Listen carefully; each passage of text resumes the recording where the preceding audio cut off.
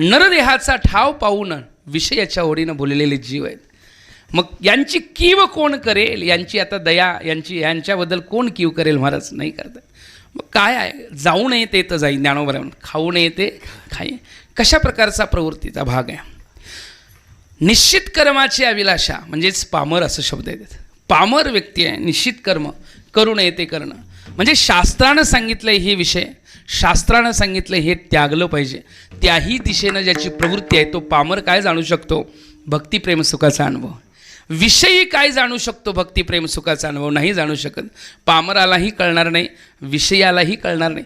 जिज्ञासू वृत्ती हा ज्ञानाची अभिलाषा करतो आणि जिज्ञासता पूर्ण होऊन ज्याला खऱ्या यथार्थ अनुभव आलेला आहे ज्ञानाचा, असा व्यक्ती म्हणतो की आता ज्ञान गिळोनी गावा गोविंदुगा, ज्ञानाला गिळावं आणि गोविंदाला गावं, या प्रकारचा भाव आहे. उत्कृष्ट अवस्थेचं चिंतन. कोणी भक्तीची अपेक्षा करतो, मला भक्ती पाहिजे, मला भक्ती व्हावी, नाही का, तो परमात्मा निरंतर व्हावा, तो मज व्हावा, तो मज व्हावा, वेळोवेळा व्हावा पांडुरंग. त्या भगवंताची भक्ती निरंतर माझ्या हातातनं व्हावी कोणाला वाटते, त्या ज्ञानाला वाटते.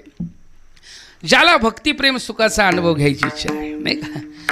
ज्ञानोबराय तुकोबरायांसारख्यांना वाटतं की अष्टभोग भोगणे माते नाही चाड, भक्तिप्रेम गोड लेले गे माय. म्हणून त्या भक्तिप्रेम सुखाचं वर्णन या ठिकाणी. भक्तिप्रेम सुख नेनवे आणि का, भक्तिप्रेम सुख किती अलौकिक सुख आहे. भक्तिप्रेम सुखाचं वर्णन काय आहे.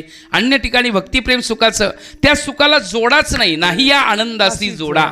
सांगता गोष्टी लागती कोडा, आलासी आकार आमुचिया चाडा, तुका म्हणे विडा भक्तीची. त्या भक्ती सुखाचा अनुभव आहे तो ह्याला जोडा नाही म्हणतात, त्याची बरोबरी करता येत नाही या आनंदासी जोडा, नाही का. भक्तीची आमा